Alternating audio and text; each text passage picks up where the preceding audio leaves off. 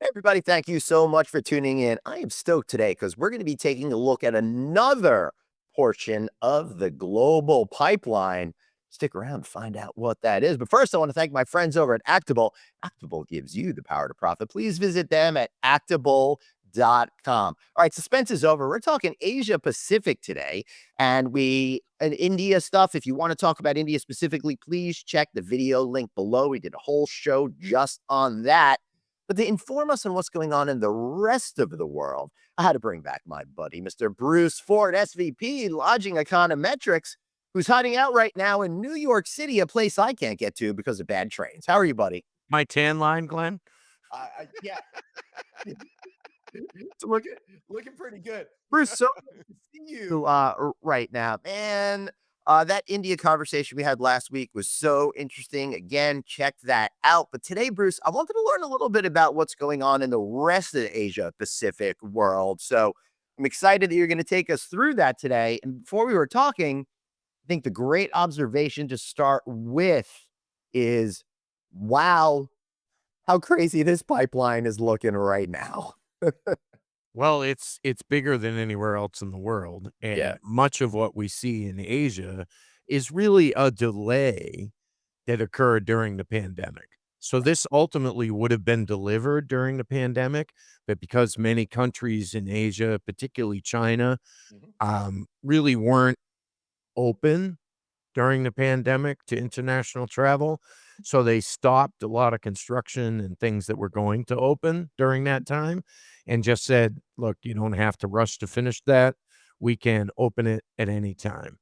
And so now that is the time, okay? And so therefore, we have a number of openings in 25, 26, and 27. So China on its own, okay, has Yeah. almost 1,000,000 guest rooms in the pipeline on its own, okay?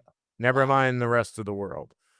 And so that is both, probably when we started this in '08, it was more full service, but now Right. it's also I mean, they build 500 room select service hotels in China. Yeah, this is insane. I It just doesn't looked up a happen number. anywhere else in the world. I I just looked up a number real quick, and this is an AI overview. So if I'm wrong, I'm sorry about that.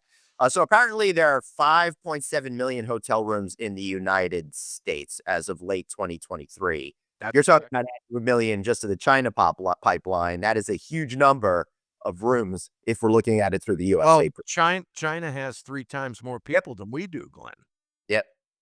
Okay, so you're just talking about the population on its own, uh, warrants that. Yeah. So Makes sense. so what drives this? So the Western brands' arrival into some of these countries Right. is really the catalyst. Hmm. Okay, you start talking about, Marriott, Hilton, and IHG, Hyatt and Accor, and Wyndham, and Choice, and Best Western, and say, "Okay, how are these brands relating to that market?" So Right. some of them have what we call master franchise agreements. So Hilton has one of those with Hampton Inn. So there's a company in China that's physically in China that basically master licenses the Hampton Inns. Yep. So they are in charge of selling it. And they have 450 Hampton Inn projects going in China. 450. That's Okay. wild. That's wild, which probably, shows why the upper mid-scale and upscale is doing Yeah. so But well. this is westernized brands Yeah. coming to China, okay, that couldn't have happened 15 years ago, but now it can. Okay, so I'm And gonna make yeah, go on, sorry. but also, we're seeing some of the fill-in too because, in China, there is 6, 8, 10 cities that are kind of the big cities, that are the port cities, um, but then there's markets 11 through 20 Yep. that don't have the Western brands into that market yet in Yeah. terms of a full exposure from all the chain scales. So, we're seeing that now, whether that's through conversion, or whether that's through new construction, or whether that's through, um, in some cases in China, a building that's already built that isn't even open that we're gonna make a hotel. Right. Wow. So, that happens too, and we see that a lot in China. They build the buildings with the purposes of putting services in the buildings when the market warrants it. Mhm. So, we never see that anywhere else in the world because it's a different economy. Right. But in China, when you're building a new city in market 14, okay, that nobody knows they need to live in the city, Yeah. and once they do cluster in the city, then these buildings become what it is. Yeah. And we see that a lot because you have a constructed building that's there, that's finished on the outside, Mhm. but there's nothing on the inside. Huh. That's, that's fascinating. That And sounds like a all of a place you should sudden, go. we have a franchise agreement, Yeah. okay, and 20 floors of the building is gonna be a hotel. Yeah. That's pretty wild. So I'll go back to this chart. It looks like, everything's in China on the top 5 except, Thailand's got one in here with Bangkok. Go Thailand. So Bangkok, yeah, also has a need to have more Western brands there. Right.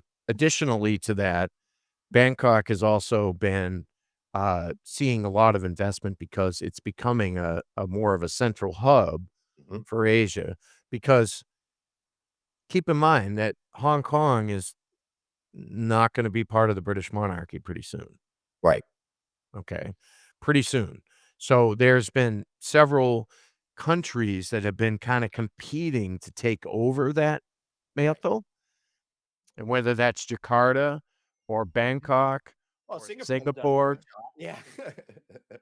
Yeah, Uh, any of those, yeah. and it I think what you mean is even though the UK ceded the territory in 1999, there's still been a very strong Western political and governmental influence, but that's now becoming more mainland China as opposed to a separate territory, right? yes, it's gonna Yeah. be mainland China very soon, Yeah. and Yeah.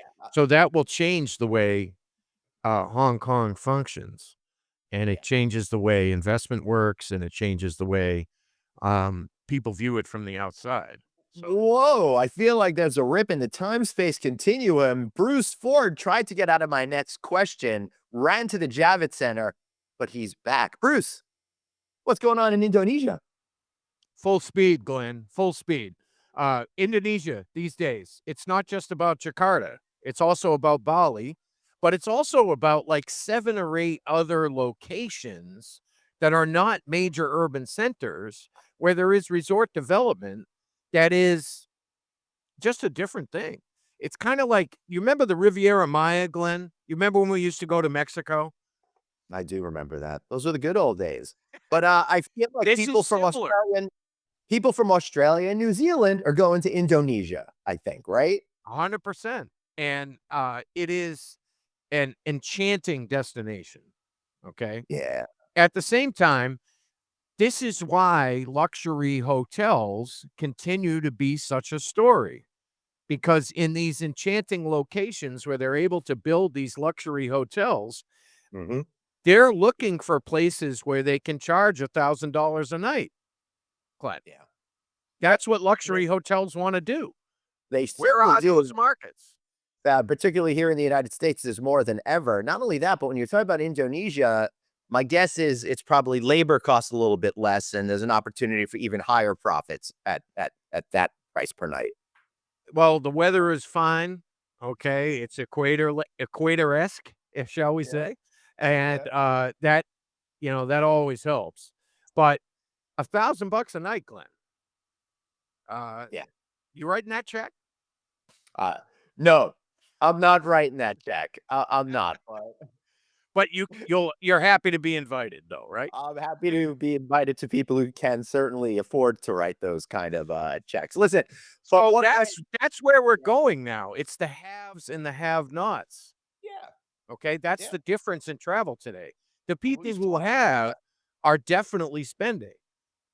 And the people who are feeling the pinch all over the place, they're not. Nope. Okay. And hopefully the momentum that we're seeing today is going to lead us to an open government because that's very important for the travel industry. Fingers crossed as we're recording this on November. Fingers crossed.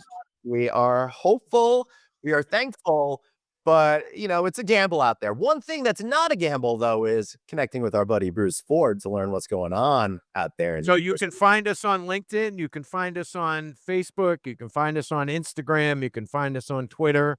You can visit lodgingeconometrics.com/global insights and get all of our recent third quarter press releases. And ladies and gentlemen, everybody needs a strategy. So don't be afraid to ask. I'm happy to provide you that. I even was strategizing with Glenn this morning. Yes, that's right.